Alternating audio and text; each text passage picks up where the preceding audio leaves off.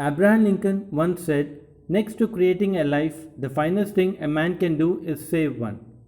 Hi, this is Dr. Vivekanandan Lakshmipati from the Department of Biotechnology, JJ College of Arts and Science, Pudukkottai, and I am going to talk about the importance of first aid during laboratory accidents. Safety is an important aspect of any laboratory. Every laboratory must have a formal safety program to ensure a safe and healthy working environment. Safety should be the code of practice and it involves discipline in addressing the safe handling and containment of various hazardous material in a laboratory. It is a joint responsibility of both management and laboratory workers, and the duty of the management is to establish and maintain adequate standards, policies, procedures, work practices, and maintenance of buildings and equipment. On the other hand, it is the responsibility of the laboratory workers to understand and adopt good laboratory practices to achieve a healthy working environment. A safe lab, in addition to protecting laboratory workers, also helps to protect the environment and public from exposure to hazardous materials. The first step towards safety regulations for clinical laboratories was initiated by OSHA, Occupational Safety and Health Administration, and CDC, Center for Disease Control and Prevention, in 1970 when they published numerous safety standards in a clinical setup.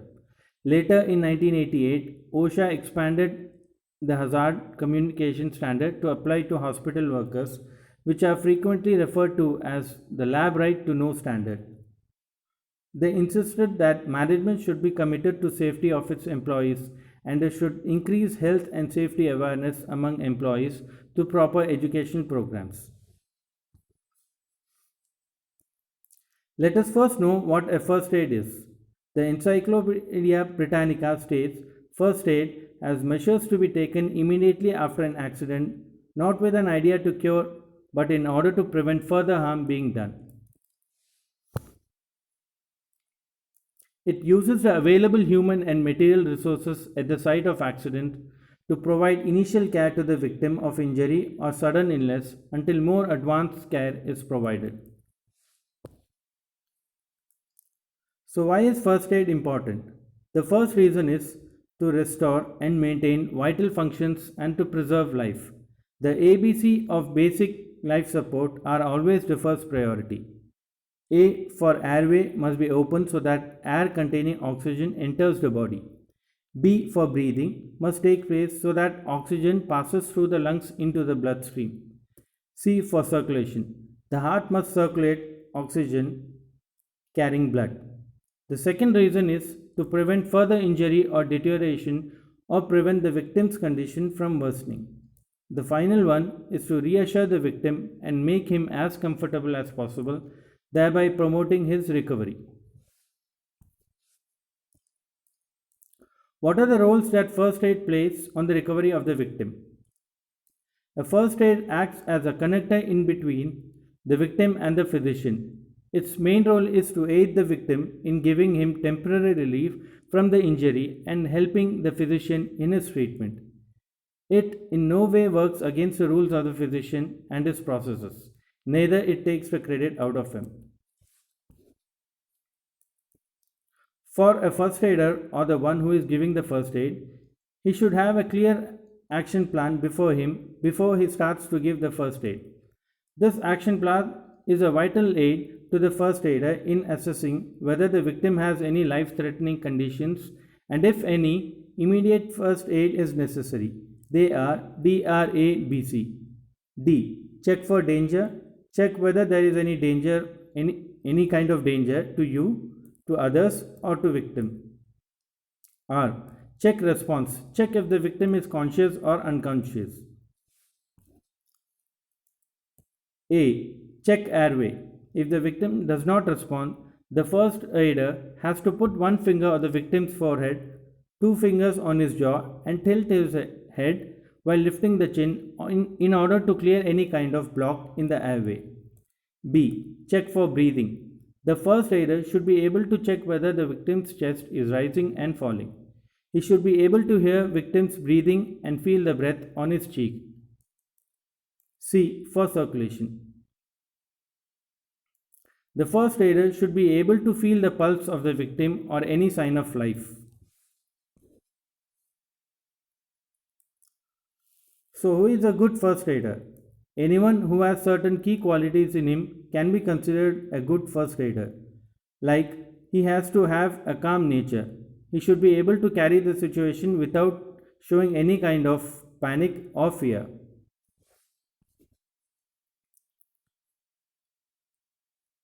He should be a keen observer. He should be able to observe minute changes taking place in the victim at that moment. He should be able to make use of anything that is there at that moment. He should be able to make the best possible use of any kind of resources available there. He should not scare the victim by telling unwanted things that may increase his fear and shock.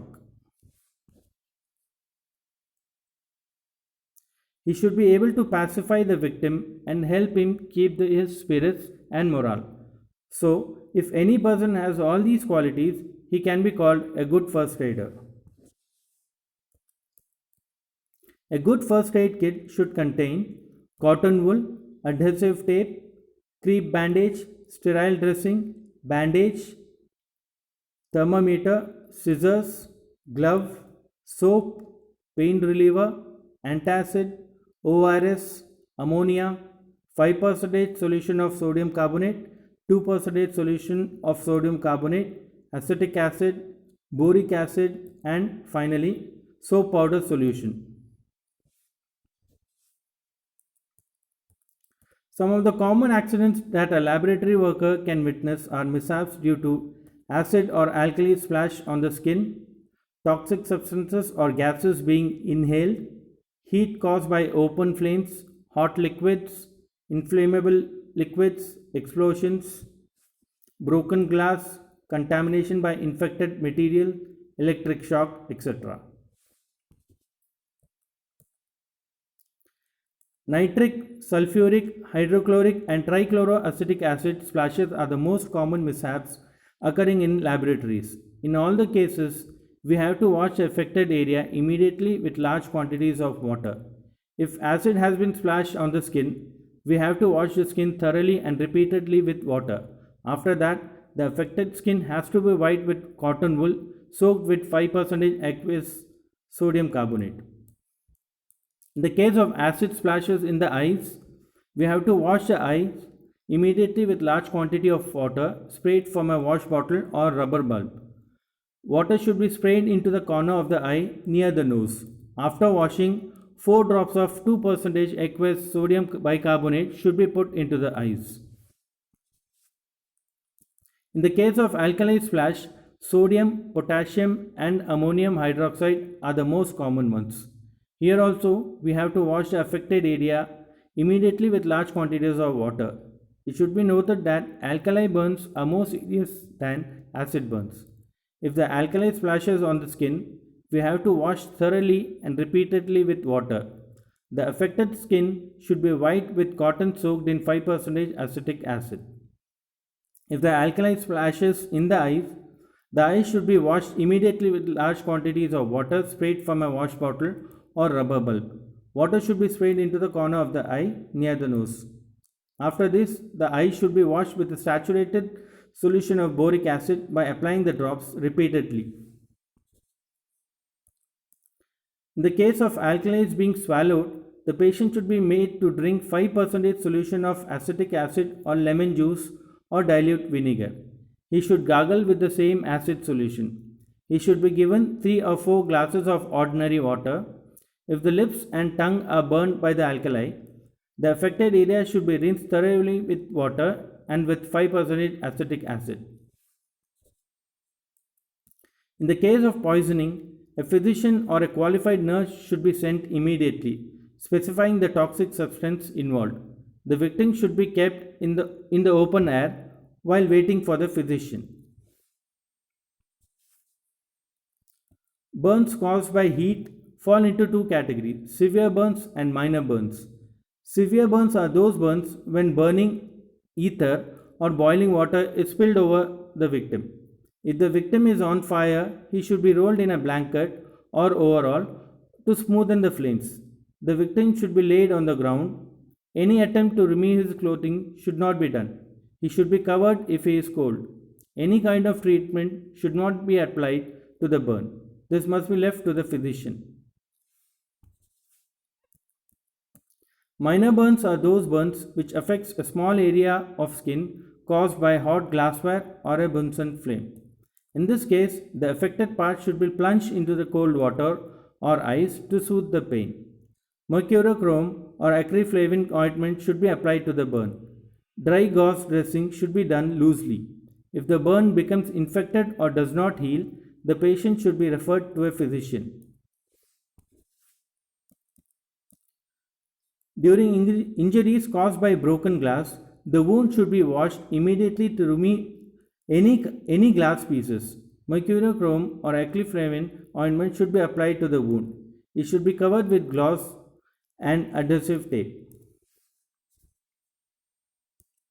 Some wounds are caused by broken glassware containing stool, pus, etc. In that case, the wound should be washed immediately with water. If the cut is not bleeding, it should be squeezed hard to make it bleed for several minutes. The whole area, that is the edges of the cut and inside the cut, should be wiped with an antiseptic lotion. It should be washed thoroughly with soapy water and wiped again with antiseptic lotion. The patient should be referred to a physician if the material involved is known to be very infective. During a body shock due to electrical appliances, it may cause fainting and asphyxia. Before doing anything else, the main switch should be put off. The CPR should be started if no breathing or no pulse is felt. The patient should be shifted to emergency immediately. In some cases, the victim can faint or lose his consciousness. Fainting is a brief loss of consciousness and is a result of an interference with the function of the brain. There are many causes of unconsciousness, the most common of which are fainting, head injury, epilepsy, stroke, poisoning, diabetes, and conditions associated with lack of oxygen. If a person faints, then he should be caught before he falls. The person should be pinched and seen if he moves or opens his eyes. Any kind of injury should be examined. The head should be tilted back and arms kept at right angle to the body. The legs should be raised to 8 to 12 inches. This promotes blood flow to the brain. Any tight clothing should be loosened. The victim should be kept warm if it is cold outside.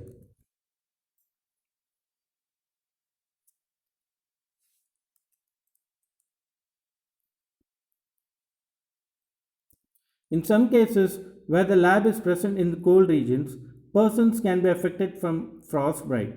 Frostbite occurs when the body tissues freeze after exposure to below zero temperatures.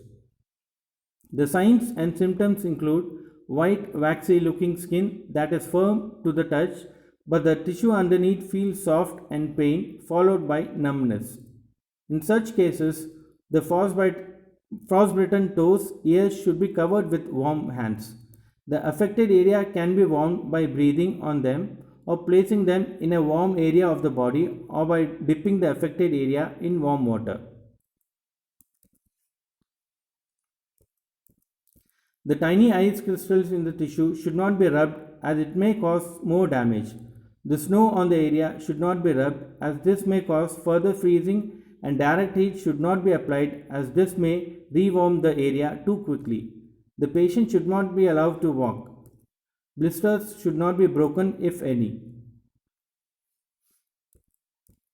A heat stroke strikes suddenly with very little warning. When the body's cooling system fails, the body temperature rises fast. This creates an emergency condition. The signs are the temperature of the body is very high, hot, and dry. The skin is red with no sweating and fast pulse rate, dilated pupils, confusion, and sometimes there might be loss of consciousness. During such case, the body temperature should be lowered by removing or loosening the clothing or fanning the person. Ice pack or cold compressors should be kept to the neck, under the armpits, and to the groin area. The patient should drink lots of fluid, and especially those who perspire more should drink as much fluid as possible. The patient should stay away from places that are hot. Finally, I'll leave you with a small message. Whether it's a minor situation or something more serious, first aid knowledge will give you the confidence to act. You could be the difference between life and death. Thank you. Jai Hind.